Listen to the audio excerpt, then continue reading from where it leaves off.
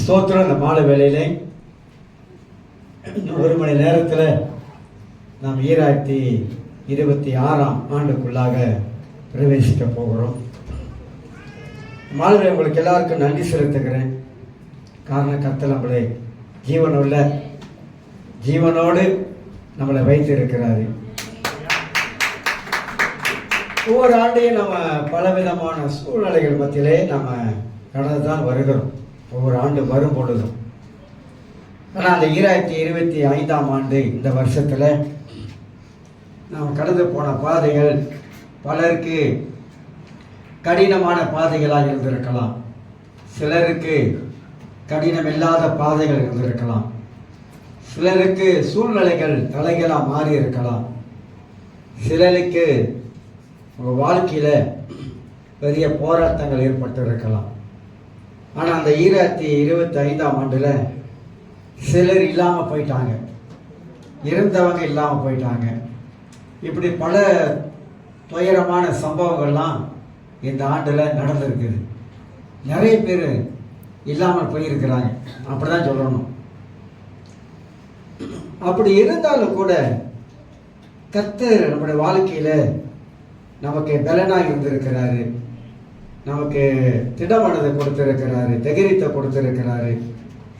நாம் முன் சொல்லி போவதற்கு தேவனுடைய ஆவியானவர் நடத்தி வந்திருக்கிறார். ஸோ அதெல்லாம் நினைக்கும் போது வாழ்க்கை என்பது பல பாடங்களை நம் வாழ்க்கையில் நாம் கற்றுக்கொள்கிறோம். பல பாடங்கள், பல அனுபவங்கள் நம்முடைய வாழ்க்கையிலே நாம் கற்றுக்கொண்டே தான் வருகிறோம். பல அனுபவங்களை கற்றுக்கொள்கிறோம், பல மனிதர்கள் மூலமாக பல அனுபவங்களை கற்றுக்கொள்கிறோம். வாழ்க்கை என்பது என்னது என்பதை உணர்ந்து கொள்கிறோம். உணரக்கூடிய ஒரு வாழ்க்கையை தான் கர்த்தர் நமக்கு தந்திருக்கிறார். அந்த மாதிரி இந்த ஆண்டு முழுவதும் தெய்வம் நம்மளை நடத்தி வந்திருக்கிறார். மட்டுமல்ல, ஃபாதர் படிக்கிறார், கடந்து வந்த பாதைகள் திரும்பி பார்க்கிறேன் அப்படின்றார். கடந்து வந்த பாதைகளை நாம் கொஞ்சம் திரும்பி பார்க்கிறோம். கண்ணீரோடு கர்த்தாவே உமக்கு நாங்கள் நன்றி சொல்லுகிறோம். ஏன்னா அந்த கடந்து வந்த பாதையெல்லாம் கரடு முரடான பாதைகளாக இருந்தாலும் கர்த்தர் அவளை அற்புதமாக அதுக்கு நடுவிலே நம்மளை கொண்டு வந்திருக்கிறார் பல விதங்களில். ஸோ அதனால நிச்சயமாகவே முடிவு கொண்டு உன் நம்பிக்கை வீண் போகாது என்ற வாக்கு தத்தத்தின் அடிப்படையில் தான் நாம் வார்த்தைகள் எல்லாம் தியானித்து கொண்டு வருகிறோம். இன்றைக்கு இந்த வாக்கு தத்தத்தோடைய வார்த்தையை நாம் முடிக்க போகிறோம். 31ஆம் தேதி இறுதி இந்த ஆராதனை, புது வருஷத்தை கால் வைக்க போகிறோம். நீ கூட சில பேர் வரலை, நிறைய பிஸி, நிறைய வேலை நினைக்கிறேன். சரி, நிச்சயமாகவே முடிவு கொண்டு உன் நம்பிக்கை வீண் போகாது. நாம் எதை நம்பி வாழ்கிறோமோ அந்த நம்பிக்கை வீண் போகாது. நாம் ஆண்டவரை தான் முழுக்க நம்பி வாழுகிறோம். நான் ஏற்கனவே சொன்ன விசுவாசம் என்பது வேற, நம்பிக்கை என்பது வேற. நம்ம ஆண்டவரை நம்பிதான் அந்த உலகத்துல நாம் வாழ்ந்து கொண்டு இருக்கிறோம். வேற யாரையும் மேலே நம் நம்பிக்கை வைக்கல. அந்த நம்பிக்கை நம்முடைய வாழ்க்கையில ஒரு நாள் வீண் போகாது என்பதை குறித்து நாம் அறிந்து கொள்ள வேண்டும். அந்த அடிப்படையிலே வாழ்க்கையிலே நாம எவ்வளவுதான் பிறந்ததிலிருந்து வளர்ந்து வருகிறோம். அந்த வளர்ந்து வர பருவங்கள், வாலிப பருவம் தாண்டி கல்யாண பருவம் வருகிறது. கல்யாண பருவத்தை தாண்டி முதிர்ந்த ஒரு பருவத்துக்குள்ள வருகிறோம். இப்படி வரும்போதெல்லாம் நிறைய வாழ்க்கையில அனுபவங்களை தான் நம்ம வாழ்க்கையில நிறைய கற்றுக்கொள்ள ஆரம்பிக்கிறோம். வாழ்க்கையை நம்ம உணர்ந்து வாழ ஆரம்பிக்கிறோம். வாழ்க்கையில நிறைய பாடங்களை படிச்சு கொள்ள ஆரம்பிக்கிறோம். மனிதர்களை படித்துக் கொள்ள ஆரம்பிக்கிறோம். பல விதங்கள்ல ஆண்டவர் நமக்கு கற்றுக் கொடுக்கிறார், சில காரியங்களை நமக்கு கற்றுக் கொடுக்கிறார். அந்த அடிப்படையில் இன்னைக்கு இந்த வாக்குத்தத்தின் அடிப்படையில் நெகேமியா புஸ்தகத்திலிருந்து, நெகேமியா ஒரு தலை சிறந்த ஒரு மனிதன். நெகேமியா இவனை ஒரு வேலையை படிச்சிருக்கலாம், சில வேளையில் நீங்கள் பிரசங்கத்தை கூட கேட்டு இருக்கலாம். ஆனா நெகேமியா என்பவனை போல ஒரு தலை சிறந்த தலைவன் கிடையாது. அற்புதமான தலைவன். ஒருவனா நிற்கிறான், ஒருவனா தேவன் மேல் நம்பிக்கை வைக்கிறான், ஒருவனா செயல்படுகிறான். அவனுக்குள்ளாக ஒருவனா இருக்கிற அவனுக்குள்ளாக என்னென்ன காரியங்கள்லாம் உள்ள அடைக்கப்பட்டிருக்கிறது என்பதை சுருக்கமாக நாம் சிந்திக்கவிருக்கிறோம் இந்த மாலை வேளையில. நெகேமியா 1ஆம் அதிகாரம் 1லிருந்து 4 வசனத்தை நான் வாசிக்கிறேன். அதை வாசித்துட்டு முன்னுரையா சில காரியத்தை நான் உங்களுக்கு எடுத்து காட்ட பிரயாசப்படுகிறேன். ஈராட்டி 26ஆம் ஆண்டு எப்படி இருக்குன்னு சொல்லி நிறைய தீர்க்க தரிசனங்கள் நாளைக்கு வரும். எல்லாம் கேட்டுக்கங்க எப்படி இருக்கும் அப்படின்னு. வருஷம் வருஷம் நமக்கு அப்படிதான் வருது. அதனால இன்னைக்கு பேசப்படுகிற தேவனுடைய வார்த்தையே தீர்க்க தரிசனம் தான். பைபிள் படிக்கிறவங்க எல்லாமே தேவனுடைய வார்த்தையாக தீர்க்க தரிசன வார்த்தை தான் படிக்கிறாங்க. அதுல இருந்து தான் தேவனுடைய வார்த்தையை நாம் எடுத்து பகிர்ந்து கொள்ளுகிறோம். நமக்கு ஆண்டவர் சபைக்கு வரும் பொழுது என்ன வார்த்தையை பேசுகிறார் என்பதை கவனிப்பது ரொம்ப ரொம்ப அவசியம். அதன் மூலமாகத்தான் தேவன் அவருடைய வார்த்தையை கொண்டு மனிதனிடத்தில் இடைப்படுகிறார். மனிதன் பல விதங்களில் இடைப்படுகிறார். அதுல ஒரு விதம் ஆலயத்தில் வரும் பொழுது அவர் வார்த்தையை கொண்டு திட்டமான காரியங்களை அவர் பேசுகிறவராய் இருக்கிறார் என்பதை நாம் அறிந்து கொள்ளுகிறோம். பைபிள்ல பழைய ஏற்பாட்டிலிருந்து புதிய ஏற்பாட்டு வரைக்கும் நன்றாக பைபிள் படிச்சவங்க இருந்தாங்கன்னா அவங்களுக்கு நன்றாக தெரியும் கர்த்தர் எப்படி எல்லாம் பேசுகிறார் என்பதை குறித்து. ஆக இன்றைக்கு இந்த வாக்குத்தத்தின் அடிப்படையிலே 1ஆம் அதிகாரத்துல 1-4 வசனம் வாசிக்கிறேன். கலியாவின் குமாரனாகிய நெகேமியாவின் நடபடிகள் 20ஆம் வருஷம் கிஸ்லேயு மாதத்தில் நான் சூசான் என்னும் அரண்மனையில் இருக்கும்போது சம்பவித்தது என்னவென்றால் என்று வாசிக்கிறோம். சூசான் அரண்மனை ஒரு வார்த்தை இருக்குது. 2வது வசனம், என் சகோதரர்களில் ஒருவனாகிய அனனியாவும் வேறே சில மனிதரும் யூதாவில் இருந்து வந்தார்கள். அவர்களிடத்தில் நான் சிறையிருப்பின் மீதி தப்பின யூதரின் செய்தியையும் எருசலேமின் செய்தியையும் விசாரித்தேன். செய்தியை விசாரிக்கிறான் நெகேமியா. எருசலேமுடைய காரியம் என்ன என்பதை விசாரிக்கிறான். மக்களுடைய செய்தியை அவன் விசாரிக்க ஆரம்பிக்கிறான். 3வது, அதற்கு அவர்கள் சிறையிருப்பில் மீதி இருக்கிறவர்கள் அந்த தேசத்திலே மகா தீங்கையும் நிந்தையையும் அனுபவிக்கிறார்கள். எருசலேமின் அலங்கம் இடிப்பட்டதும் அதன் வாசல்கள் அக்கினியால் சுட்டெரிக்கப்பட்டதுமாய் கிடக்கிறது என்றார்கள் என்று வாசிக்கிறோம். மதில்கள் அழிக்கப்பட்டிருக்கிறது, இடிக்கப்பட்டிருக்கிறது செய்தியை அவன் கேட்க ஆரம்பிக்கிறான். அதற்கு அவர்கள் 4ஆம் வசனம், இந்த வார்த்தைகளை கேட்ட போது நான் உட்கார்ந்து அழுது சில நாளாய் துக்கித்து உபவாசித்து மன்றாடி பரலோகத்தின் தேவனை நோக்கி என்று வாசிக்கிறோம். 5ஆம் வசனத்தில் ஜெபிக்கிறான் என்று வாசிக்கிறோம். நீங்க ஃபுல்லா முதல் அதிகாரம் என்ன சொல்லுகிறது என்பதை நீங்க படிச்சு பார்த்தீங்கன்னா நமக்கு அங்க சில காரியம் புரியும். ஒவ்வொரு அதிகாரத்தில் ஆண்டவர் ஒரு செய்தியை வச்சிருக்கிறார். அப்ப இந்த 1-4 வசனங்களை நான் வாசிக்கும் பொழுது நாம் என்ன புரிந்து கொள்கிறோம், என்ன விளங்கிக் கொள்கிறோம் அப்படி என்பதை தெரிந்து கொள்ளலாம். நெகேமியா எங்கே இருக்கிறான்? நெகேமியா ஒரு பானபாத்திரக்காரன். பானபாத்திரக்காரன் என்று சொல்லும் பொழுது ராஜாவுக்கு சாப்பாடு பரிமாறுகிறவன், சாப்பாடு கொடுக்கிறவன். அப்படின்னா ஏன் ராஜாவுக்கு சாப்பாடு கொடுக்கிறவன், தண்ணி கொடுக்கிறவன் ஒருத்தர் இருக்கிறானாக்கா அந்த நாட்கள்ல ராஜாவுக்கு விஷம் கலந்து கொடுத்துருவானுங்க அப்படி என்பதற்காக பானபாத்திரக்காரனை ஒருத்தனை நம்பிக்கை உள்ளவனை வைத்திருப்பாங்க. அவன் சாப்பிட்டது பிற்பாடுதான் ராஜா ஆகாரத்தை எடுத்து சாப்பிடுவார். அந்த காலத்து வழக்கம் அது வந்து. அந்த மாதிரி இந்த நெகேமியா இப்போ ஒரு யூதன், இவன் வந்து அந்த சூசான் அரண்மனையில வேலை செய்கிறவனாக இருந்தான். சூசான் அரண்மனை என்பது அந்த நாட்களில் ராஜாவுக்கு வெயில் காலங்களில அந்த அரண்மனையில வந்து தங்கிட்டு போவாங்க. அது தனியா இருக்கும் அந்த அரண்மனை. சரி, இங்கே நாம் அறிந்து கொள்ள வேண்டிய ஒரு முக்கியமான செய்தி இருக்குது.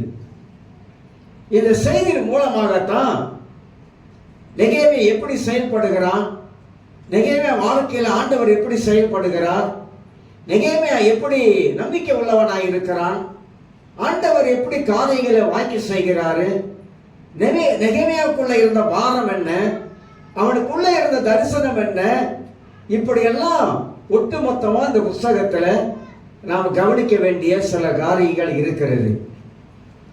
ஆக எரேமியா தீர்க்கதரிசனம் சொல்லி எச்சரிக்கிறான். இந்த சம்பவத்துக்கு முன்பதாக எரேமியா புஸ்தகத்தில் 21ஆம் அதிகாரத்தை கொஞ்சம் திருப்பிக் கொள்ளுங்க. இந்த சம்பவத்தை அப்படி சொன்னாதான் நம்ம இங்க உள்ளதை நம்ம புரிஞ்சு கொள்றதுக்கு உதவியாக காணப்படும். எரேமியா 21ஆம் அதிகாரத்தில் உங்களுக்கு நான் வாசித்து காட்டுகிறேன். எரேமியா 21ஆம் அதிகாரம் வசனம் 3, 4, 5, 6, 7 வசனங்களை உங்களுக்கு நான் வாசித்து காட்டுகிறேன். எரேமியா அவர்களை பார்த்து, நீங்கள் சிதேக்கியாவுக்கு சொல்ல வேண்டியது, இஸ்ரவேலின் தேவனாகிய கர்த்தர் உரைக்கிறது என்னவென்றால், இதோ உங்களை அலகத்துக்கு வெளியே முற்றுகை போட்ட பாபிலோன் ராஜாவோடும் கல்தேயரோடும் நீங்கள் யுத்தம் பண்ணும்படி உங்கள் கைகளில் பிடித்திருக்கிற யுத்த ஆயுதங்களை நான் திருப்பி விட்டு அவர்களை இந்த நகரத்திலே நடுவிலே சேர்த்து நான் நீட்டின கையினாலே பலத்த புயத்தினாலும் கோபமும் உக்கிரமும் மகா கொடுமையுமாக உங்களோட யுத்தம் பண்ணி என்றெல்லாம் வாசிக்கிறோம். இந்த சம்பவம் எல்லாருக்கும் ஒரு சிலருக்கு தெரியும். இஸ்ரவேல் ஜனங்கள் சொல் பேச்சை கேட்காதவங்க. எரேமியால நிறைய வசனங்கள் இருக்குது. சொல் பேச்சை கேட்காதவங்க. சொல் பேச்சுனா கடவுள் சொல்றதை கேட்க மாட்டாங்க. எரேமியா இஸ்ரவேல் மக்களிடம் சொல்லுகிறான், யூத மக்களே மனம் திரும்பிருங்க, மனம் திரும்புங்க, தேவன் பக்கம் வந்துருங்க, தேவன் பக்கம் வந்துருங்க. ஏனாக்கா இந்த பாபிலோன் ராஜா உங்களை சிறைப்பிடித்து கொண்டு போகிறான். சிறைப்பிடித்து கொண்டு போகிறான் ஒரு முறை சொல்லல, எரேமியா அடிக்கடி மக்களை எச்சரித்து கொண்டே இருந்தான். இந்த டிசம்பர் 31ஆம் தேதி முடிய போகிறது. புது வருடத்துக்குள்ள போவதற்கு முன்பதாக இந்த வசனத்தின் மூலமாக பரிசுத்த ஆவியானவர் நம்மளை எச்சரிக்கிறார். என்னவென்றால், இந்த 2025 கூட கடவுள் பேசும் பொழுது, தேவனுடைய சத்தத்தை நம்ம வாழ்க்கையில கேட்கும் பொழுது, கடவுள் நம்ம வாழ்க்கையில உணர்த்தும் பொழுது, கடவுள் என்ன காரியத்தை நம்முடைய வாழ்க்கையில உணர்த்துகிறாரோ, ஆண்டவர் என்ன காரியத்தை நம்முடைய வாழ்க்கையில பேச ஆரம்பிக்கிறாரோ, அந்த காரியத்தை நாம் கேட்டு நம்முடைய வாழ்க்கையில மனம் திரும்பும் பொழுதுதான் 2026ஆம் ஆண்டுல கால் வைக்கும் போது கர்த்தருடைய ஆசீர்வாதத்தை நம்மளால் பார்க்க முடியும். நன்றாக அறிந்து கொள்ள வேண்டும். எந்த ஒரு மனிதன் தன் வாழ்க்கையிலே தேவனுடைய வார்த்தையை கேட்காதபடிக்கு, தேவனுடைய சொல்லுக்கு கீழ்ப்படியாதபடிக்கு தன் இஷ்டமோடு தன் வாழ்க்கையை வாழ ஆரம்பிக்கிறானோ, அவன் 2026ஆம் ஆண்டுக்குள்ள வந்தாலும் கூட அவன் மனம் திரும்பாத பட்சத்தில் இருக்கக்கூடும் என்றால் அவன் எங்கே இருந்து தேவனுடைய ஆசீர்வாதத்தை பெற முடியும்? பெற முடியாது. வாழ்க்கை நல்லா இருக்கிறது போல இருக்கலாம், வாழ்க்கையை சுமத்தா ஓடுவது போல இருக்கலாம். ஆனா வாழ்க்கை தடபடுறோம், வாழ்க்கையை திசை மாறிடும், வாழ்க்கையில பல காரியங்கள் ஏற்படும். அதனால தான் எரேமியா தீர்க்கதரிசி கர்த்தர் சொல்லுகிறார், எரேமியாவே நீ போய் என் ஜனங்கிட்ட சொல்லு, அவங்க கேட்கிறாங்க இல்ல நீ சொல்லு அப்படின்னு சொல்லி பல முறை ஆண்டவர் எரேமியா தீர்க்கதரிசி மூலமாக வார்த்தைகளை சொல்லி சொல்லி அனுப்புறாரு. ஆனால் இந்த இஸ்ரவேல் மக்கள் கேட்கவே இல்லை, தீர்க்கதரிசிக்கு எதிராக வந்துட்டாங்க. கர்த்தருடைய வார்த்தை சொல்லும் பொழுது தீர்க்கதரிசிக்கு ஊழியக்காரனுக்கு எதிராக வந்தாங்க, ஊழியக்காரனுக்கு எதிராக பேச ஆரம்பித்தாங்க. எனக்கு அருமையானவர்களே, கடவுள் பேசி மனிதன் கேட்காவிட்டால் யார் பேசி மனிதன் கேட்க போறாங்க? கடவுளே பேசுகிறார் மனிதனிடத்துல.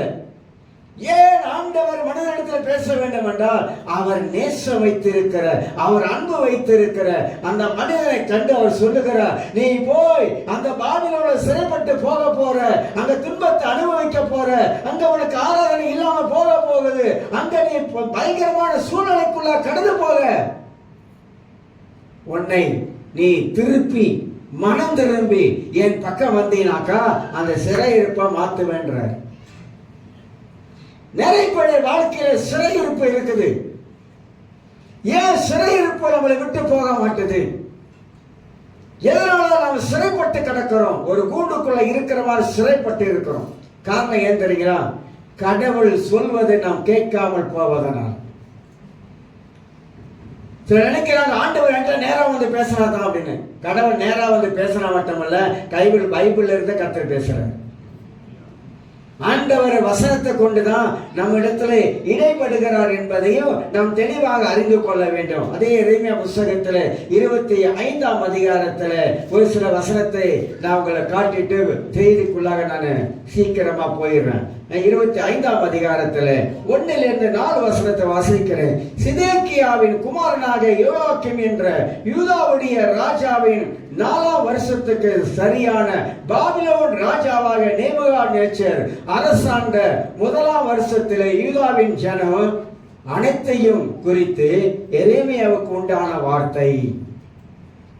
நல்லா பைபிள்ல பாருங்க, பழைய ஏற்பாட்டுல கர்த்தருடைய வார்த்தை உண்டானது, எரேமியாவுக்கு உண்டான வார்த்தை இப்படின்னு பழைய ஏற்பாட்டுல தீர்க்கதரிசிகள் சொல்லிக்கிட்டே வருவாங்க. அப்ப அந்த வார்த்தை என்ன என்பதை 2ஆம் வசனத்துல, அதை தீர்க்கதரிசியாகிய எரேமியா யூதாவின் ஜனம் அனைத்திற்கும் எருசலேமின் குடிகள் எல்லோருக்கும் அறிவிக்கிறதற்காக அவர்களை நோக்கி, ஆமோனின் குமாரனாக யோயாசின் 13ஆம் வருஷம் துவங்கி இந்நாள் மட்டும் என்ற இந்த 23 வருஷமாக கர்த்தருடைய வார்த்தை உனக்கு உண்டாயிற்று, அதை நான் உனக்கு ஏற்கனவே சொல்லிக் கொண்டு வந்தோம், நீங்கள் கேளாமல் போனீர்கள். தெளிவா வசனத்துல ஆண்டவர் எழுதி வச்சிருக்கிறார். எப்படியா எனக்கு உண்டாயிட்டு அதை நான் உங்களுக்கு ஏற்கனவே சொல்லி இருந்தோம், நீங்கள் கேளாமலே போனீர்கள். கர்த்தருடைய வார்த்தை எந்த ஒரு மனிதன் கேட்கலையோ அவ்வளவுதான். நாம் தேவனுடைய வார்த்தையை படித்து அந்த வார்த்தையை நாம் கேளாமல் போய்விட்டால் நம்முடைய வாழ்க்கையில தான் வருகிற பல கஷ்டங்கள், பல நஷ்டங்கள் எல்லாம் நம்முடைய வாழ்க்கையில வந்து சேர ஆரம்பிச்சோம். ஏன் நம்ம கடவுளுடைய வார்த்தையை கேட்கணும்? ஏன் கடவுளுடைய வார்த்தையை கேட்கணும்? கடவுளுடைய வார்த்தையில வாழ்வு இருக்குது, கடவுளுடைய வார்த்தையில வழி நடத்துதல் இருக்குது, கடவுளுடைய வார்த்தையில ஜீவன் இருக்குது, கடவுளுடைய வார்த்தையில ஆசீர்வாதம் இருக்குது, கடவுளுடைய வார்த்தையில ஒரு மனுஷன் வாழ்றான். அந்த வார்த்தையை கேட்காம போய்விட்டா வாழ்வு எங்க இருக்கு? ஆசீர்வாதம் எங்க இருக்கு? நன்மை எங்க இருக்கு? மனிதன் தன் சுயபலத்தை நம்பி ரொம்ப நாளைக்கு வாழ முடியாது. கிறிஸ்தவர்கள் ரட்சிக்கப்பட்டவர்கள் தேவ பலத்தை நாம் சார்ந்து இருக்கிறோம். கிறிஸ்தவர்கள் ரட்சிக்கப்பட்டவர்கள் தேவனை மையமா வச்சு வாழ ஆரம்பிக்கிறோம்.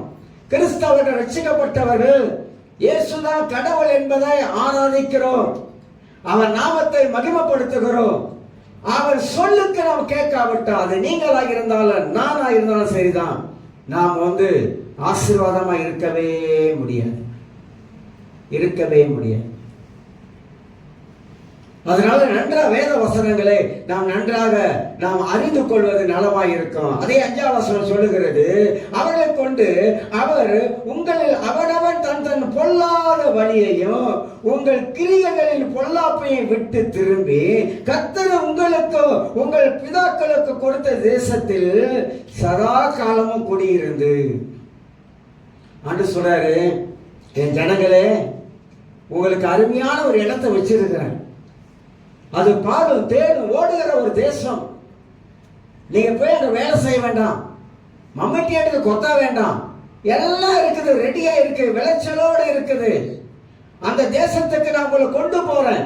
ஆண்டவருடைய நம்ம மேல வச்சிருக்கிற அந்த அனாதி அன்பு என்னன்னா, நம்ம நல்லா இருக்கணும் என்பதுதான் தேவனுடைய விருப்பம். நம்ம ஆசீர்வாதமா இருக்க வேண்டும் என்பது கர்த்தருடைய சித்தம். இந்த பூமியிலே கிறிஸ்தவர்களாக நாம் வாழ்ந்திருக்க வேண்டும் என்பது அது தேவனுடைய அனாதி சித்தமாக இருக்கிறது. நம்ம குடும்பங்கள், நம்முடைய பிள்ளைகள், நாம் செய்யற வேலைகள், வருமானங்கள் எல்லாமே ஆசீர்வாதமாக இருக்க வேண்டும் என்பதுதான் கர்த்தர் விருப்பம் உள்ளவராக இருக்கிறார். 112ஆம் சங்கீதம் 3ஆம் வசனத்தை வாசி பார்த்தீங்கன்னா, ஆஸ்தியும் ஐஸ்வர்யம் உன் வீட்டில் இருக்கின்றார். ஆஸ்தியும் ஐஸ்வர்யமும் என் வீட்டில் இருக்கணும்னாக்கா தங்கி இருக்கணும்னாக்கா நான் அதற்கு என்ன செய்தா ஆஸ்தியும் ஐஸ்வர்யமும் என் வாழ்க்கையில என் வீட்டில் இருக்கும். மனித வாழ்க்கையில நாம ரட்சிக்கப்படுவதற்கு முன்பதாக உள்ள காரியம் இல்ல.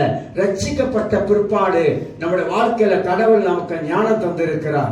கடவுள் நமக்கு தெய்வீக அறிவை தந்திருக்கிறார். நாம் வாழ வேண்டிய வாழ்க்கை என்னது என்பதை ஆவியானவர் நமக்கு உணர்த்துகிறார். பரிசுத்த ஆவி நம்ம கைட் பண்றாரு, நம்மளை வழி நடத்துறாரு. எல்லா விதங்களிலும் ஆவியானவரை வழி நடத்துகிறார். அப்படி என்றால் நாம் இந்த உலகத்தில் வாழும் பொழுது தவறி போகாதபடிக்கு தேவனுடைய வார்த்தையிலே நாம் நிலைத்திருக்கும்படியாக பரிசுத்த ஆவியானவரால் அவரை நடத்தி கொண்டு வராரு. அப்ப அவர் சொல்லுக்கு நம்ம கேட்கணும். இயற்கை உலகத்துல தாய் தகப்பன் இருக்கிறாங்க, பிள்ளை பெற்று வளர்க்குறாங்க. அது வளரும் பொழுது அந்த பிள்ளை அப்பாவை பேச்சு அம்மா பேச்சு கேட்கலனாக்கா தாய் தகப்பனா அவன் பிள்ளையை பார்த்து ரொம்ப சந்தோஷப்படுவாங்களா? இல்லை, ஆத்திரப்படுவாங்க. பெற்ற தாய் தகப்பனுக்கு தன் பிள்ளை செய்யற காரியங்கள் சொல்லுவதை கேட்கலனாக்கா அவங்களுக்கு ஆத்திரம் வரனாக்கா உண்டாக்கின தேவன் அவருக்கு எதிரான காரியம் நம்ம செய்யும் பொழுது அவர் மனசை நம்ம புண்படுத்துறோம்.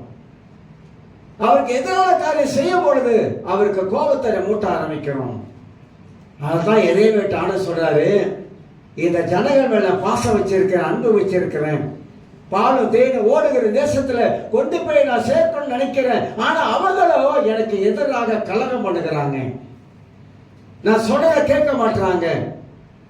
அதனால அவர்களுக்கு வரக்கூடிய விளைவுகளை பத்தி எரேமியா இந்த யூத மக்களுக்கு தீர்க்க தரிசனமாக உரைக்க ஆரம்பிக்கிறார்.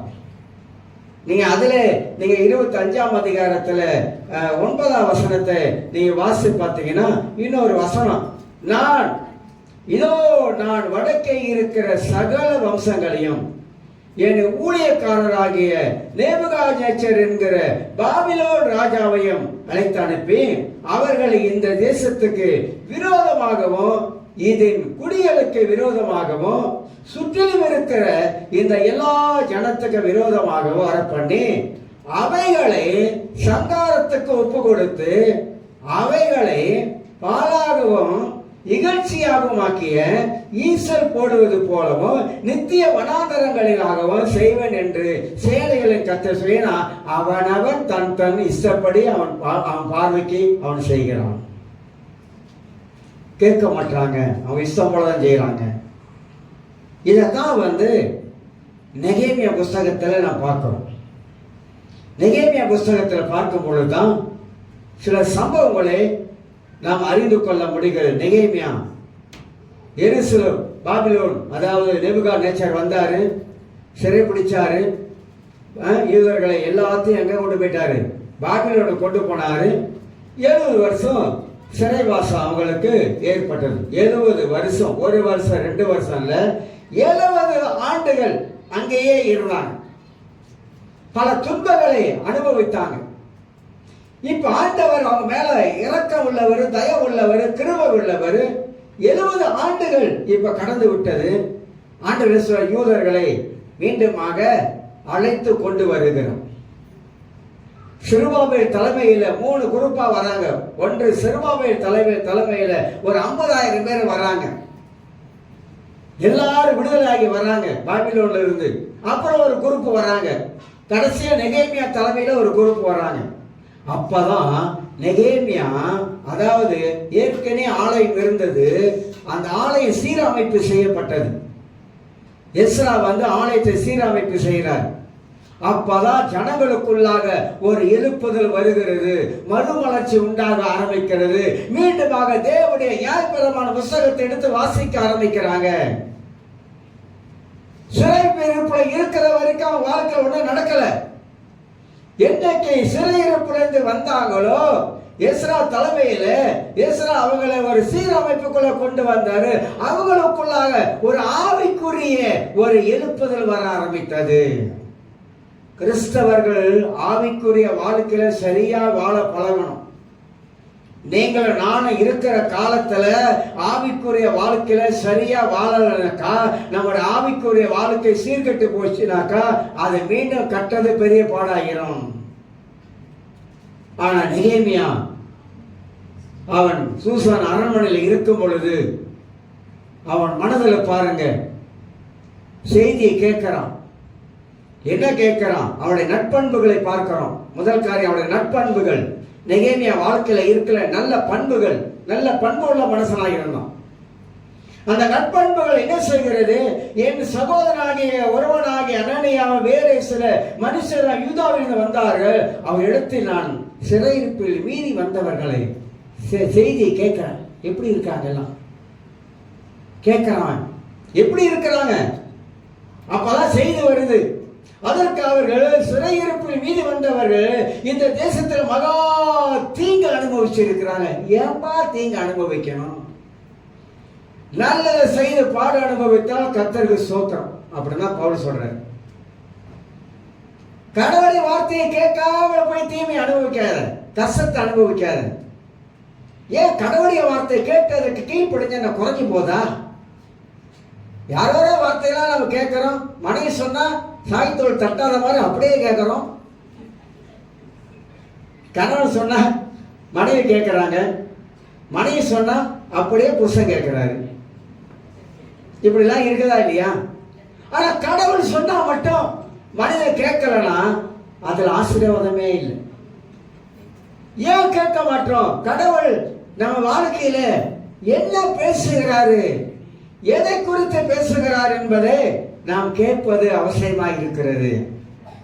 ஆக நெகேமியா ஒரு தனி மனிதன், ஒரு தனி மனிதனுக்குள்ள இருக்கிற மனபாரம், ஒரு தனி மனிதனுக்குள்ள இருக்கிற மன அழுத்தம், என் ஜனம், என்னுடைய ஜனம், என்னுடைய மக்கள் என்றதான அந்த அந்த அந்த என்ன சொல்லுவாங்க, யூத மதப்பற்று அவனுக்குள்ளாக அந்த தெய்வீக பக்தியான காரியங்கள் அவன் வாழ்க்கையில காணப்படுகிறது. ஆகினால் அவன் கேட்கிறான், சிறையிருப்பில் மீதி இருக்கிறவர்கள் அந்த தேசத்துல மகா தீங்கையும் நிந்தையை அனுபவிக்கிறார்கள். எருசலேமில் அலங்கம் இடிக்கப்பட்டிருச்சு. மதில், அதான் பாதுகாப்பு. எதிரிகள் வந்து உள்ள நுழைய விடாதபடிக்கு அந்த மதில்கள் தான் அவங்களுக்கு பாதுகாப்பா இருக்கும். பாதுகாப்பா இருக்க வேண்டிய மதில் உடைஞ்சிருச்சு. இப்ப யூதர்களுக்கு பாதுகாப்பு இல்லையே. எஸ்ரா தலைமையில வந்தவங்க ஆலயத்தை கட்டுறாங்க, ஆனா மதில் கட்டல. ஆனா இந்த மதிலை எப்படியாவது கட்டணுமே என்றதான அந்த தரிசனம் அவன் மனசுக்குள்ளாக வந்துருச்சு. உடைந்து போன மதில் கட்டப்படுவது அவசியம். வாழ்க்கையில எந்த இடத்துல நம்முடைய ஆவிக்குரிய வாழ்க்கை உடஞ்சி கிடக்கு, அதை கட்டணும். அதை கட்டனா ஆவிக்குரிய வாழ்க்கை சீர்பட முடியாது. ஒரு ஆவிக்குரிய நல்ல மனுஷனை நம்மளால வாழ முடியாது. அப்ப எங்க உடஞ்சிருச்சு? சில வேளை நல்லதான் இருந்த ஆனா இப்ப உடஞ்சி போயிருச்சு. ஒரு ஆவிக்குரிய வாழ்க்கை உடஞ்சிருச்சு. இப்ப உடஞ்சதனை திருப்பியும் கட்டணும். சில வேளை நம்முடைய குடும்பம் நல்லா இருந்திருக்கும், ஆனா இப்ப எங்கேயோ ஒரு ஓட்டை விழுந்துருச்சு குடும்பத்துல. அதனால குடும்பம் பெரிய சிக்கலா போயிட்டு இருக்குது, பிரச்சனையா போயிட்டு இருக்குது. அதை எப்படி சரிப்படுத்துறது? குடும்பங்களை எப்படி சரிப்படுத்துறது? தனிப்பட்ட ஆவிக்குரிய வாழ்க்கை எப்படி சரிப்படுத்துறது? கிறிஸ்தவ வாழ்க்கை என்பது நம்ம இன்னும் நினைச்சுக்கிட்டு இருக்காங்க. கிறிஸ்தவ வாழ்க்கை என்பது ஒரு விளையாட்டுத்தனமா நினைச்சுக்கிட்டு இருக்குங்க. கர்த்தர் எல்லாத்தையும் பார்த்துக்குவாரு, கர்த்தருக்கு எல்லாருக்குமே தெரியும் அப்படின்ற ஒரு போக்கல போறாங்க. பைபிள நல்லா படிக்கிறவங்க கிறிஸ்தவ வாழ்க்கை அப்படி வாழ மாட்டாங்க. கிறிஸ்தவ வாழ்க்கை யுத்தம் உள்ள வாழ்க்கை, போராட்டம் நிறைந்த வாழ்க்கை, சவால் நிறைந்த வாழ்க்கை, எதிர்நீச்சல் போடக்கூடிய வாழ்க்கை. சாத்தான சும்மா விட மாட்டான், உங்களுக்கு தெரியாது. நீங்க நல்லா இருக்கிறது, நீங்கள் நல்லா இருக்கிறது பிசாசுக்கு பிடிக்காது. நம்ம ஆசீர்வாதமா இருப்பது சாத்தானுக்கு பிடிக்காது, சாத்தானுக்கும் பிடிக்காது, மற்றவங்களுக்கும் பிடிக்காது. நீங்க கொஞ்சம் வளர்ந்துட்டீங்கன்னா நீங்க பெரிய ஆளா, பெரிய வளர்ந்துட்டீங்களா, உங்களுக்கு எல்லாம் தெரியுமா அப்படின்னு இருக்கிற உலகத்துல தான் நம்ம வாழ்றோம். நீங்க நல்லா இருந்துட்டீங்கன்னா, கொஞ்சம் சிரிச்சு கலகல இருந்துட்டீங்கன்னா, என்ன புதுசா ஒரு கலகலன்னு இருக்கிற அப்படிப்பட்ட உலகத்துல வாழ்றோம். நம்ம வாழ்ற உலகம் 20 வருஷத்துக்கு பின்னால உள்ள உலகம் இல்ல, அதுக்கு முன்ன உள்ள உலகத்துல இப்ப வாழ்றோம். இப்ப நவீனமான உலகத்துல இருக்கிறோம். கிறிஸ்தவர்கள் மென்டாலிட்டி எல்லாம் மாறிடுச்சு. நம்ம சிந்திக்கிற யோசிக்கிற காரியம் மாறிடுச்சு. நிறைய கடவுள காரியத்தை யோசிப்பதை விட்டுட்டோம். நிறைய தேவையில்லாத காரியங்களை மனதில் போட்டு யோசிக்கிறோம். தேவையில்லாத வம்புகளை இழுத்துக்கிறோம். நம்மளே தேவையில்லாத பிரச்சனை நம்மளை இழுத்துக்கிறோம். ஏன்னா நாம ஒரு நல்ல ஒரு கிறிஸ்தவ வாழ்க்கை வாழணும் அப்படின்னாக்கா இந்த பைபிள் தான் நமக்கு கற்றுக் கொடுக்குது. வேதம் தான் நமக்கு போதிக்குது. நம்மளை நாமளே மாத்திக்காவிட்டா வேற யாரும் மாற்ற முடியாது. சரி சொல்றாங்க, அவனை நான் திருத்திடுவேங்க, அவனை மாத்திடுவேங்க, அத்தனை பொய். மனிதனை மாற்றவும் முடியாது, திருத்தவும் முடியாது. கடவுள் சொல்லியே மனிதன் கேட்கலனாக்கா மனிதன் சொல்லி மனிதன் கேட்பானா? கேட்க முடியாதுங்க. நான் என்ன சொல்வேன்னா, நமக்குள்ள இருக்கிற பரிசுத்த ஆவியானவரை அனல் மூட்டுங்க. அவரை தூங்க வச்சிடாதீங்க. அவர் எப்போதும் நமக்குள்ளாக தீபமா எரிஞ்சு கொண்டே இருக்கணும், அனலா இருக்கணும். அந்த அனல் நமக்குள்ள இருந்தாதான் நம்ம ஒரு சரியான கிறிஸ்தவ வாழ்க்கை வாழுகிறோம் என்பதை ஆவியானவர் நமக்கு எப்போதுமே நினைப்பூட்டிக்கிட்டே இருப்பார். ஆவியானவர் தான் நமக்கு எல்லா காரியத்தையும் நமக்கு உணர்த்துகிறாரு, உணர்த்தி கொண்டே இருக்கிறாரு. பல விஷயங்கள்ல பரிசுத்த ஆவியானவர் நமக்குள்ளாக ஒரு தூண்டுதலை கொடுத்து கொண்டே இருக்கிறார். இதை நாம் நன்றாக அறிய வேண்டும். 2026 ஆண்டு எப்படிங்க இருக்க போது கேட்காதீங்க. 2026 ஆண்டு வருஷம் பிறந்துகிட்டு தாங்க போகுது. வருஷத்தை நன்மையினால் முடிசூட்டுகிறவர் கர்த்தர், அப்படிதான் வசனம் சொல்லுது. வருஷம் எல்லாம் நல்ல வருஷம் தான். இந்த 25 இப்படி நடந்துருச்சுங்க, அங்கிட்ட 24 அப்படி நடந்துச்சுங்க. எல்லாம் வருஷமெல்லாம் நல்ல வருஷம் தான். நாளெல்லாம் நல்ல நாள் தான். ஒரே சூரியன் தான், ஒரே வானம் தான். அதே தான் பார்க்குறோம், பிறந்ததுலேருந்து அதான் பார்த்துக்கிட்டு இருக்கோம். அது என்னைக்காவது மாறி இருக்கா? மாறல. மனுஷன் மாத்திட்டான் சூரியனை. உஷ்ணத்தை உண்டாக்குனது மனுஷன். வேற உலகம் நல்லா தான் இருந்துச்சு. இயற்கை உலகம் தேவனுடைய பார்வையில மனிதனுக்கு ஆண்டவர் இயற்கை உலகத்தை அருமையா படைச்சு வச்சிருந்தாரு. அதை கெடுத்ததே மனிதன். அப்ப கடவுள் படைச்சதே மனுஷன் கெடுக்கிறானா? இந்த உலகத்துல உலகம் நல்ல உலகம் தான். வருஷங்கள் ஒவ்வொரு வருஷமும் நல்ல வருஷங்களா பிறக்குது. ஆனா அந்த வாழுகிற உலகத்துல வாழ்கிற மனுஷன் இருக்கிறானே, அவனை போல நல்லவன் கடவுள் கூட இல்லை. யாரு? உலகத்துல வாழ்ற மனுஷன் பாரு. உலகத்துல இருக்க மனிதர்கள் தங்க வாழ்க்கையை உணர்ந்து வாழாதனால தான் தங்க வாழ்க்கையில பலவிதமான காரியங்களை ஏற்படுத்திக் கொள்றாங்க. நல்ல வாழ்க்கை வாழுங்க, கிறிஸ்துவுக்காக நல்ல வாழ்க்கை வாழுங்க, நல்ல சம்பாதிங்க, நல்ல குடும்பத்தை கட்டி எழுப்புங்க. குடும்பத்துல சண்டை சச்சரவ வாழ்க்கையில அதே வாழ்க்கையா இருந்தாக்கா வாழ்க்கையை ஃபெடப் ஆயிருங்க. ஏன் வாழ்றேன்னு போயிருங்க வாழ்க்கை. அப்படி இல்லை கிறிஸ்தவ வாழ்க்கை. அதனால நம்முடைய வாழ்க்கையை நாம் சீரமைக்க வேண்டியது அவசியமா இருக்குது. வருஷங்கள் எல்லாம் நல்ல வருஷங்கள். வாழுகிற மனிதர்கள் தான் அந்தந்த வருஷத்துக்கு ஏற்ற மாதிரி தங்கள் வாழ்க்கையில இன்னும் நல்லபடியா வாழாம அந்த வருஷம் போக போக போக வாழ்க்கையில பலவிதமான காரியத்தை அவங்க தேடிக்கொள்றாங்க. இப்ப நெகேமியா என்பவன் தனக்குள்ள இருக்கிற மனபாரம், ஏன் ஜனங்கள் என்றதான அந்த விசாரிக்கிற ஒரு அக்கறை உள்ளவன் அவன் காணப்பட்டான் என்பதை வாசிக்கிறோம். இப்படி இதெல்லாம் வாசித்து சரி யூத மக்கள் கடவுள் சொன்னாங்க, கடவுள் சொன்ன வார்த்தையை கேட்கல, எப்படியாவது போங்க, நான் அரண்மனையில் வாழ்றேன், ராஜாவுக்கு பானை பாத்திரக்கான வேலைக்கு வேலை சாப்பாடு இருக்குது, நிம்மதியான வாழ்க்கை எனக்கு போதுன்னு இருந்திருக்கலாம். ஆனா அப்படி இருக்கலாம். ஒரு தனிப்பட்ட மனிதனுடைய வாழ்க்கையில பாருங்க எவ்வளவு நல்ல பண்புகள் இருக்குது. அவன் அப்படி இருக்கல. அவன் என்ன செய்தான்? இந்த வார்த்தைகளை கேட்ட பொழுது அவன் உட்கார்ந்து முதலாவது அழுகிறான். ஐயோ, என் ஜனம் மகா தீங்கு அனுபவிக்கிறாங்களே, நிந்தை அனுபவிக்கிறான் ஆண்டவரே, இவங்களுக்கு ஒரு விடுதலை வராது ஆண்டவரே.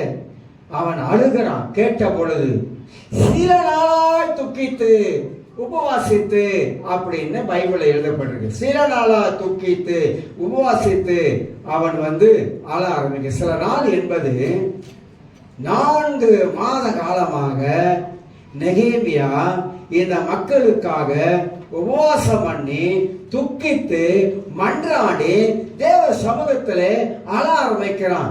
ஏன் அழ ஆரம்பிக்கிறானாக்கா, அவனுக்கு எப்படியாவது தேவனிடத்திலிருந்து ஒரு வழி கிடைக்க வேண்டும் என்பதற்காக நெகேமியா துக்கித்து அழ ஆரம்பிக்கிறான். எனக்கு அருமையானவர்களே, அவனுக்காக அல்ல, பிறருக்காக, தன் ஜனத்துக்காக தேவ சமூகத்தில் ஜெபிக்கிற ஒரு மனிதன் நெகேமியா. இந்த 2025 ஜனவரியிலிருந்து டிசம்பர் இன்னைக்கு 31ஆம் தேதி நம்முடைய ஜெப வாழ்க்கை எந்த அளவுக்கு முன்னேறி இருக்குது? அதையே கேட்குறீங்க சார். இன்னைக்கு ஜெபிக்கலாம்னு நினைப்பேன், நீ ஜெபிக்காத நாளைக்கு ஜெபி அப்படின்னு மனசில் தோணும். அப்புறம் அதை விட்டுருவேன். அப்புறம் ஜெபிக்கலாம்னு நினைப்பேன், ரொம்ப களைப்பா இருக்கு, இல்லை பரவாயில்ல, வேணாம் வேணாம் வேணாம், அதையே இன்னைக்கு ஜெபம், களைப்பா இருக்கு, உடம்பு களைப்பா இருக்குல்ல அப்படி எது சொல்லுது? சடப்பைய சனிய சாத்தான் சங்கு ஊதலாம் மண்டையில. உடனே ஆமா, உடம்பெல்லாம் அடிச்சு போட்ட மாதிரி இருக்குது, பரவாயில்ல ஜெபிக்க வேணாம் அப்படின்னு சொல்லி சொல்லி சொல்லி டிசம்பர் 31 ஆச்சு. டிசம்பர் 31 ஆச்சு. இப்போ புது வருஷத்துல கால வைக்க போறோம். நல்லா கேட்டுங்க, ஒரு கிறிஸ்தவனுக்கு ஜெபம் இல்லைன்னா சாத்தான் எப்ப அடிப்பான்னு தெரியாது. போல பலர் அறைவான், நீங்க நினைச்சு பார்க்க முடியாத நேரத்தில் பலர் ஒரு அறை விடுவான். அப்படியே சுத்தி திணறி நிற்போம், இல்லை அது என்னமோ நடந்த மாதிரி இருக்க வாழ்க்கையில் அப்படின்னு. ஆமா, ஏன் ஏன் வாழ்க்கையில ஜெபமே இல்லை. ஐயா, ஒரு கிறிஸ்தவன் ஜெபிக்கலன்னா அவன வாழ்க்கையில ஒண்ணுமே பண்ண முடியாதுங்க. ஒரு கிறிஸ்தவன் ஜெபிக்கலன்னா அவன வாழ்க்கையில மாம்ச கிரிகள் அதிகமா பெருகிட்டு வந்துடும். ஒரு கிறிஸ்தவனுக்கு ஜெபந்தான் ஜீவ நாடி. ஒரு கிறிஸ்தவனுடைய வாழ்க்கையில ஜெபந்தான் ஜெயத்தை கொண்டு வரும், எல்லாருக்கும் தெரியும். ஒரு கிறிஸ்தவனுடைய வாழ்க்கையில ஜெபந்தான் வெற்றியை தரும்.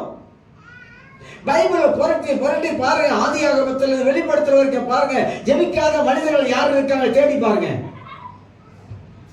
அதனால தான் ஜெப அவசியம். ஏன் நமக்கு ஆன்லைன்ல பிரேயர் வைக்கிறோம், குமிஞ்சர்லாம் ஆன்லைன்ல வச்சா கூட ஸ்கிரீனே பத்த மாட்டுது, தேடுறது அடுத்தால எங்க இருக்காங்க அப்படின்னு. ஏன்னா ஜெபம் என்பது அது சாதாரண விஷயம் இல்ல. ஜெபம் என்பது ஒரு ஆயுதங்க, பயங்கரமான ஆயுதம் ஜெபம். அதை நீங்களும் நானும் செய்யாவிட்டால் புறஜாதி இப்படி ரட்சிக்கப்படும். கடவுளை அறியாதவர்களை பார்த்து நாம் ஜெபிக்காவிட்டால் அவங்க எப்படி ரட்சிப்புக்குள்ள வருவாங்க? நம்ம சொந்த பந்த ஜனத்துக்காக நாம தேவ சமூகத்தில் தினசரி பாரப்பட்டு ஜெபிக்காவிட்டால் அவங்க ரத்த பலி நம்ம கிட்ட தான், நம்ம தலையில தான் கர்த்தர் கேட்பார், நம்ம தான் கர்த்தர் கேட்பாரு. ஏன்னா ஜெபத்தின் மூலமாகத்தான் கர்த்தர் வழியை திறக்கிறாரு. நெகேமியா அதைத்தான் செய்கிறான்.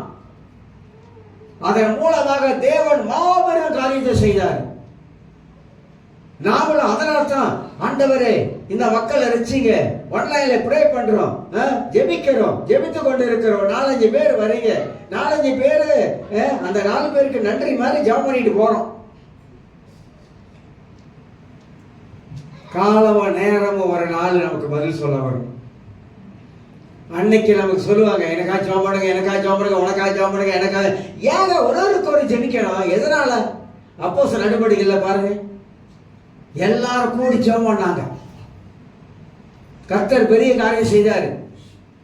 சபை சரித்திரங்களை வாசித்து பாருங்க, தேவனுடைய மனிதனுடைய வாழ்க்கையை வாசித்து பாருங்க. ஜெபம்தான் அவங்க வாழ்க்கையில முன்னோக்கி போக வைத்தது. கிறிஸ்தவர்கள் சபை ஜெபிக்கிற சபையா இருக்கும், சபையை மண்டியிட்டு தேவன் நோக்கி கதறுகிற சபையா இருக்கணும். அந்த ஜெபத்தின் மூலமாகத்தான் சாத்தான் கோட்டையை உடைக்க முடியும். ஜெபத்தின் மூலமாகத்தான் பிசாசின் கிரிகளை அழிக்க முடியும். ஜெபத்தின் மூலமாகத்தான் சாத்தானை விரட்ட முடியும். இல்ல, நீங்க நினைக்கிற மாதிரி இல்ல. பிசாசுக்கு வல்லமை இருக்குது, அவன் அடிக்கணும், அவனை ஒடிக்கணும். அப்படின்னா கர்த்தர் நமக்கு இந்த ஆயுதத்தை கொடுத்திருக்காரு. ஜெபிக்கிற ஒரு ஆயுதம். கொஞ்ச நேரம் நேரம் கிடைச்சா கொஞ்ச நேரம் ஜெபிக்கிறதுக்கு. நீங்க பெரிய பெரிய தேவனுடைய மனிதர்களுடைய புஸ்தகத்தை வாசித்து பார்த்தா உங்களுக்கு தெரியும். ஜெபம் நம் வாழ்க்கையில ஆவியானவர் பத்த வைக்கிற ஒரு தீபந்தம். அதனால அவருடைய வாழ்க்கையில ஜெபம், இந்த நெகேமியா உபவாசம் பண்ணி தன் ஜனத்துக்காக ஜெபிக்க ஆரம்பிக்கிறான். அலங்கத்தை கட்டணும், ஆண்டவரே அலங்கத்தை கட்டணும். அதுக்கு முதல் படி, கால் எடுத்து வைக்கிற முதல் படி ஜெபம் தான். சும்மா ஒரு 6 காரியம் சொல்றாங்கல்ல. ஏன் முதல் படி அப்படின்னு கேட்டாங்கன்னா, ஜெபிக்கிறவர்கள் எப்பொழுதுமே விசுவாசத்தை இழக்கவே மாட்டாங்க. ஏன் ஜெபிக்கிறவங்க விசுவாசத்தை இழக்க மாட்டாங்கன்னாக்கா, ஜெபிக்கவுடைய வாழ்க்கையில விசுவாசம் பெருகிக்கிட்டே போகும். கர்த்தர் செய்வார், கர்த்தர் செய்வார், கர்த்தர் கட்டுவார், கர்த்தர் நடத்துவார், கர்த்தர் பலப்படுத்துவார், கர்த்தர் தடைகளை உடைப்பாரு. நீங்க எந்த இடத்துல இருந்தாலும் சரிதான், உங்க ஜெபம் தான் உங்களுக்கு பாதுகாப்பு. உங்க ஜெபம் தான் உங்க வாழ்க்கையில விடுதலை கொண்டு வரும். உங்களுடைய ஜெபம் தான் உங்க வாழ்க்கையில வெற்றி கொண்டு வரும். அதை தவிர்த்து வேற எதுவும் கொண்டு வராது வாழ்க்கையில். ஜெபிக்கிற மனிதர்களாக மாறுங்க. ஒவ்வொருத்தரும் ஜெபிக்கிற மனிதர்களாக எழும்புங்க. உங்க தனிப்பட்ட வாழ்க்கையில எவ்வளவு நேரம் ஜெபிக்கிறீங்க? உங்க தனிப்பட்ட அறையில உலகால் படியிட்டு நீங்க எவ்வளவு நேரம் தேவனை நோக்கி ஜெபிக்க ஆரம்பிக்கிறீங்க? உங்க தனிப்பட்ட அரபில் உங்க காரியங்களுக்காக எவ்வளவு நேரம் கர்த்தரை நோக்கி கண்ணீர் வடித்து ஜெபிக்க ஆரம்பிக்கிறீங்க? தனிப்பட்ட வாழ்க்கை விசுவாசம் அந்த அளவுக்கு மலை போல நிக்கணும். விசுவாசத்துல கிறிஸ்தவர்கள் சருகி விடக்கூடாது. வாழ்ந்தா இயேசுவுக்கு, செத்தாலும் இயேசுவுக்கு என்ற அந்த விசுவாசத்திலே வாழ ஆரம்பிக்கணும். இரண்டாவதாக, ஜெபிக்கிறவர்கள் எப்போதுமே மனுஷனை சார்ந்து கொள்ள மாட்டாங்க. ஜெபிக்கிறவர்கள் எப்போதும் கடவுளை சார்ந்திருப்பாங்க, ஆண்டவரை சார்ந்திருப்பாங்க. நீங்களும் நானும் என்னைக்கு ரட்சிக்கப்பட்டமோ அன்றைய நாள் முதல் இந்த நாள் வரைக்கும் கடவுளாக சார்ந்து வாழ்றோம். வேற எந்த மனிதனையும் சார்ந்து வாழாதீங்க. அங்க உதவி வருமா, இங்க உதவி வருமா, இவர்கிட்ட உதவி வருமா, இதெல்லாம் சார்ந்து வாழாதீங்க. கர்த்தரை சார்ந்துருங்க. எத்தனை உயிர் உள்ள சாட்சிகளை கேட்டிருக்கோம். கடவுள் செய்த அற்புதங்கள், கடவுள் நடத்தின விதங்கள், கடவுள் அவளை கொண்டு வந்த விதங்கள், கடவுள் அவளை தூக்கி எடுத்த விதங்கள். ஏன்னா கர்த்தரை சார்ந்து இருக்கிற ஒரு மனிதனாக வாழ வேண்டும். நீதிமொழிகள் 3:5 சொல்லுது, கர்த்தரை நாம சார்ந்து இருக்க வேண்டும். மூன்றாவதாக, ஜெபிக்கிறவர்கள் நம்பிக்கையை இழக்கவே மாட்டாங்க. நிச்சயமாக முடிவு உண்டு, ஒரு நம்பிக்கை வீண் போகாது. நீ எந்த அளவுக்கு தேவன் மேல வைத்திருக்கிறாய், அந்த நம்பிக்கை ஒரு நாள் வீண் போகாது. அது 1 வருஷம் ஆகலாம், 2 வருஷம் ஆகலாம், 3 வருஷம் ஆகலாம், 5 வருஷம் ஆகலாம். ஆனா உன் நம்பிக்கை ஒரு நாள் வீண் போகாது. நிச்சயமாக அந்த அந்த நம்பிக்கையின் அடிப்படையில் ஒரு முடிவு இருக்கும். நம்ம நிச்சயமா ஒரு முடிவு இருக்கும். அதனால்தான் வசனம் சொல்லுது, நிச்சயமாக முடிவு கொண்டு உன் நம்பிக்கை வீண் போகாது. கர்த்தராகவே நம் வாழ்க்கையில இருக்கிறார் என்பதை அறிந்து கொள்ள வேண்டும். நாலாவது ஒரு காரியம் சொல்லுகிற, ஜெபிக்கிற மனிதன் ஆவியானவராலே நிச்சயமாக நடத்தப்படுவார்கள். ஜெபிக்கிற ஒரு மனிதன் தேவ ஆவியானவர் ஏன் நடத்தப்படுகிறானாக்கா, ஜெபிக்கும் போது பரிசுத்த ஆவியானவர் பல திட்டங்களை கொடுக்கிறார், பல யோசனைகளை கொடுக்கிறார், பல காரியங்கள் நமக்குள்ளாக உள்ள வைக்க ஆரம்பிக்கிறார். ஆவியானவர் நாம் ஜெபிக்கும் போது, தேவ ஆவியானவர் ஜெபிக்கும் பொழுது, அந்நிய பாஷையில ஜெபிக்கும் போது ஆவியானவர் நடத்த வேண்டிய விதங்கள் அற்புதமாக நடத்துறாருங்க. ஆச்சரியமான விதங்கள் நடத்துவார். நினைச்சு பார்க்க முடியாத காரியங்களை கர்த்தர் செய்திருக்கிறார். நீங்க நினைச்சே பார்த்திருக்க மாட்டீங்க. என் வாழ்க்கையில் நடந்திருக்கு இந்த வருஷத்துல. நினைச்சு பார்க்க முடியாத காரியம், நான் நினைச்சே பார்த்ததில்லை. அந்த காரியத்தை கர்த்தர் அற்புதமா செஞ்சிருக்கிறார். ஏன்னா அவருக்கு தெரியும் நம்ம நினைவுகள், அவருக்கு தெரியும் எந்த நேரத்தில் எந்த காரியத்தை எப்படி செய்யணும் அப்படின்றது. அப்ப ஆவியானவர்களே நடத்தப்படுகிற ஒரு அனுபவம் என்பது அது வித்தியாசமான ஒரு அனுபவம்.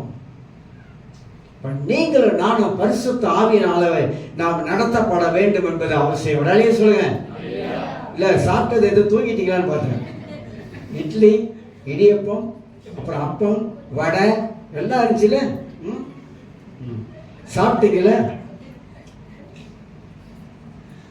அதனால கர்த்தருக்குள்ளாக அது சரீரத்துக்கு வேண்டிய ஆகாரம்.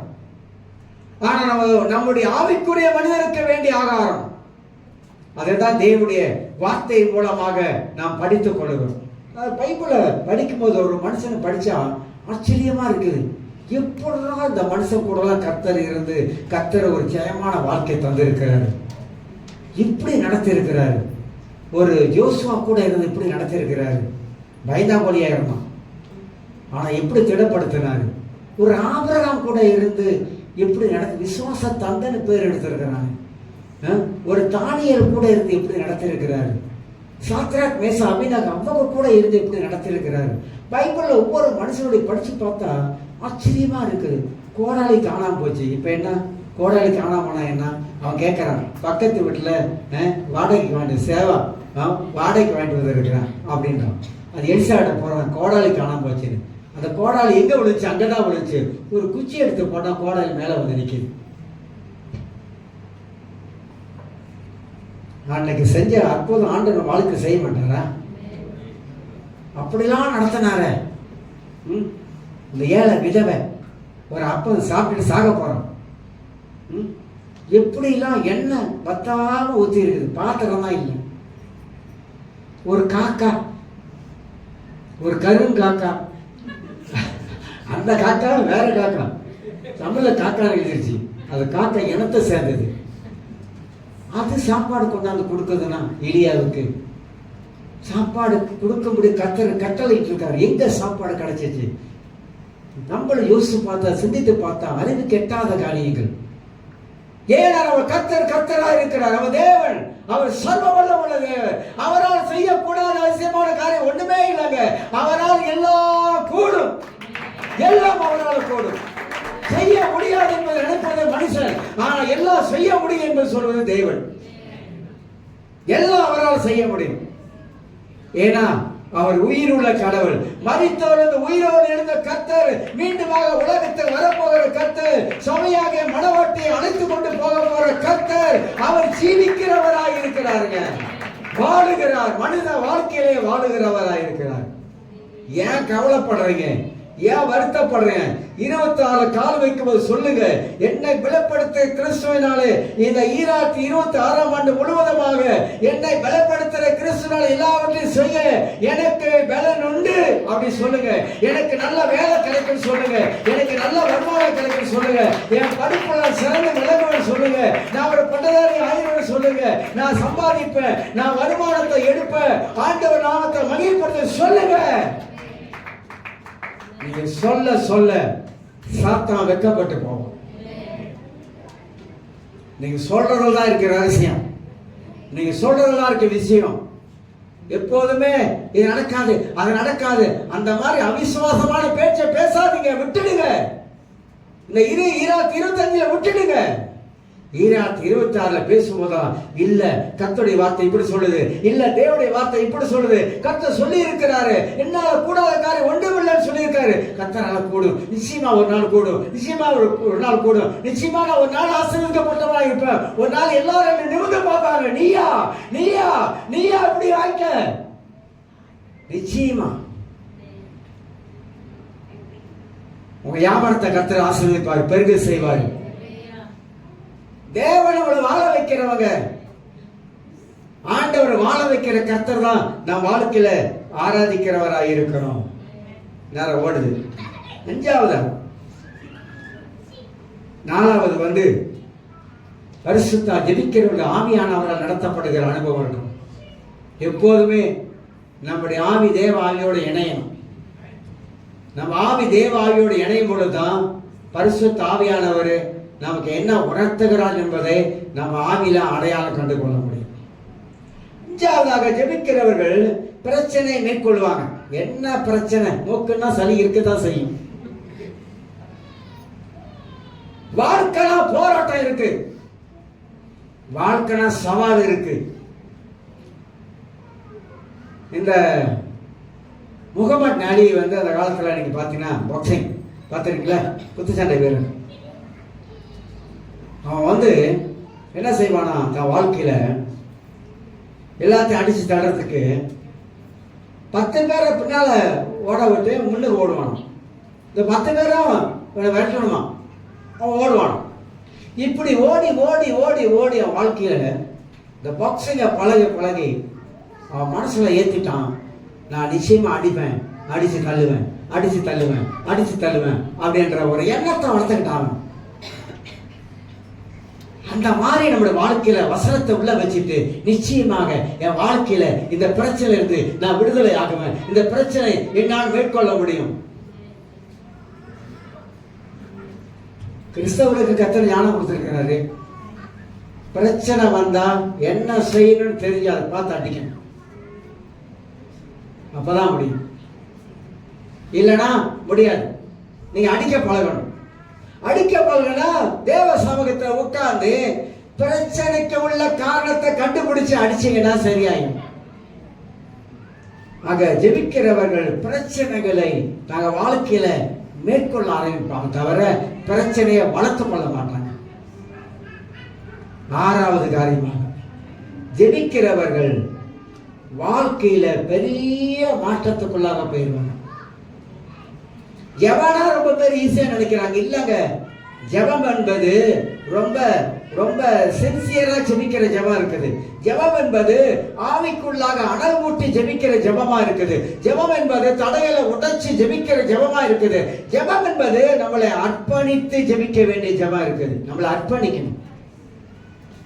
நம்மளை அர்ப்பணிக்காவிட்டால் ஒண்ணுமே வாழ்க்கையில நடக்காது என்பதை நாம் அறிந்து கொள்ள வேண்டும். ஆக நெகேமியா 4 மாத காலமாக அவன் ஜெபிக்க ஆரம்பிக்கிறான். உபவாசம் எடுத்து ஜெபிக்கிறான். ஜெபித்தான். ஒரு தனிப்பட்ட மனிதன் தன் ஜனத்துக்காக தேவ சமூகத்தில் அவன் ஜெபிக்க ஆரம்பிக்கிறான். அந்த ஜெபம் அவன் வாழ்க்கையில வழியை திறக்குது. சாதாரண ஒரு பானபாத்திரக்காரன் சூசான் அரண்மனை ராஜா வந்து தங்குறான். அப்படி தங்கும் பொழுது இந்த நெகேமியா தன் உள்ளத்துக்குள்ளாக ஒரு ஜெபத்தை இருக்கு. ஆண்டவரே, ராஜா கிட்ட நான் சில காரியத்தை கேட்க போகிறேன். அந்த எருசலேம் அழகா இடிக்கப்பட்டு இருக்குது, அது கட்டும்படியாக நான் கேட்க போகிறேன். ஆண்டவரே, எனக்கு நீர் வழியை திறக்க வேண்டும் என்பதற்காக அந்த ராஜாவிடத்துல பேசுவதற்கு முன்பதாக ஒரு ஜெபத்தை உள்ள ஏறெடுக்கிறோம். அது வாய் திறவாத ஜெபம். ராஜா பார்க்கிறாரு, நெகேமியா கூப்பிடுறாரு. உன் முகம் என் துக்க முகமா இருக்கு அப்படின்னு கேட்கிறாரு. உன் முகத்துல ஒரு வாட்டம் இருக்கிறது. அப்ப அது உன் இதயத்தின் கவலையோ? வசனம் சொல்லுகிறது, உன் இதயத்தின் கவலையோ? ஏன்னா ராஜாவுக்கு பானபாத்திரக்காரன் இருக்கிறவன் துக்க முகமா இருக்கவே கூடாது. உடனே ஜெபிக்கிறான். ஆண்டவரே, நீங்க வழி திறக்கணும். ஆண்டவர், ராஜா கேட்டாரு, இப்ப நான் கேட்க போகிறேன். நான் கேட்கறதுக்கெல்லாம் ராஜா ஆமான்னு சொல்லணும், வழியை திறக்கணும், கதவை திறக்கணும் அப்படி சொல்லி அவன் சின்ன ஜெபத்தை அப்ப கூட எடுக்கணும். அந்த ஜெபம், இந்த 4 மாத ஜெபம், திருப்பி அவன் ஜெபிக்கிற ஜெபம் ராஜா உள்ளத்துல கிரியை செய்ய ஆரம்பித்தது. அதுக்கு முன்பதாக 5ஆம் வசனத்தை வாசி பார்த்தீங்கன்னா, பரலோகத்தின் தேவனாக கர்த்தாவே, உம்மில் அன்பு கூர்ந்து உம்முடைய கற்பனைகள் எல்லாம் கை கொள்ளுகிறவர்களுக்கு உடன்படிக்கையும் கிருபையும் அளிக்கிற உணவை காக்கிற மகத்துவம் பயங்கரமான தேவனே, உமது அடியாராகிய இஸ்ரவேல் புத்திரராக இன்று இரவும் பகலும் முன்பாக மன்றாடி இஸ்ரவேல் புத்திரராகிய நான் உமக்கு விரோதமாக மகள் செய்த பாவங்களை அறிக்கை செய்கிறேன். அடியன் ஜெபத்தை கேட்டு அருளும் என்று ஜெபிக்கிறான். பாவத்தை அறிக்கை செய்கிறான். இப்போது ராஜா கேட்கிறாரு, மன்னிப்பு பெற்றுக் கொள்கிறான். இப்ப ராஜாவுக்கு கேட்ட மாத்திரத்திலே சொல்ல ஆரம்பிக்கிறான். கதவு திறக்குது. ஒரு தனிப்பட்ட மனிதனுடைய வாழ்க்கையில பாருங்க, அவனுடைய நற்பண்புகள் பாருங்க. ஒரு தனிப்பட்ட மனிதனுடைய வாழ்க்கையில அவன் ஜெபத்தை கர்த்தர் கேட்டாரு. ராஜாவுடைய இருதயத்தை திருப்பினார். அவன் எண்ணத்தை திருப்பினார். அவன் வாயில வார்த்தைகளை வர வச்சாரு. உனக்கு என்ன வேணும் சொல்லு. எங்கேயுமே கேட்கிறான், என்ன வேணும் சொல்லு. அவன் கேட்கறான், துணிஞ்சு கேட்கறான். எனக்கு படை வேலை, ஆட்கள் வேணும், குதிரை வேணும், இவங்க வேணும், சோக்குமாரம் வேணும், அது வேணும். ராஜா ஒரு கடிதம் எழுதி கொடுங்க, எல்லாம் எனக்கு தேவையா இருக்கா அப்படின்னு சொல்லிட்டு கர்த்தர் பாருங்க, ராஜாவோட இதயத்துக்குள்ள கிரியை செய்து அவன் என்ன கேட்டானோ அத்தனையும் ராஜா கொடுத்தாரு. நிச்சயமாகவே முடிவு உண்டு. நெகேமியாவை வாழ்க்கையில வைத்திருந்த நம்பிக்கை ஒரு நாள் வீண் போகல. கர்த்தர் அதை நிறைவேற்றி கொடுத்தாரு. நிச்சயமாகவே இந்த வருஷத்துல அவருடைய வாழ்க்கையில ஒரு முடிவு உண்டுன்னு சொல்ல போல நம்முடைய வாழ்க்கையில கர்த்தர் சில பேருக்கு சில முடிவுகளை கொடுத்திருக்கிறார். ஆனா இந்த 2026ஆம் ஆண்டுல கர்த்தர் அதை விட இன்னொரு மேலான ஒரு வாக்குத்தத்தங்களை கர்த்தர் கொடுத்திருக்கிறார். அந்த வாக்குத்தத்தம் தான் இன்றைக்கு நாம் திறக்க போகிறோம். அந்த வாக்குத்தத்தம் என்னன்னு பார்த்தீங்கன்னா, நீ ஒரு நாளும் நம்முடைய வாழ்க்கையில ஒரு நாளும் நாம் அசைக்கப்படுவதில்லை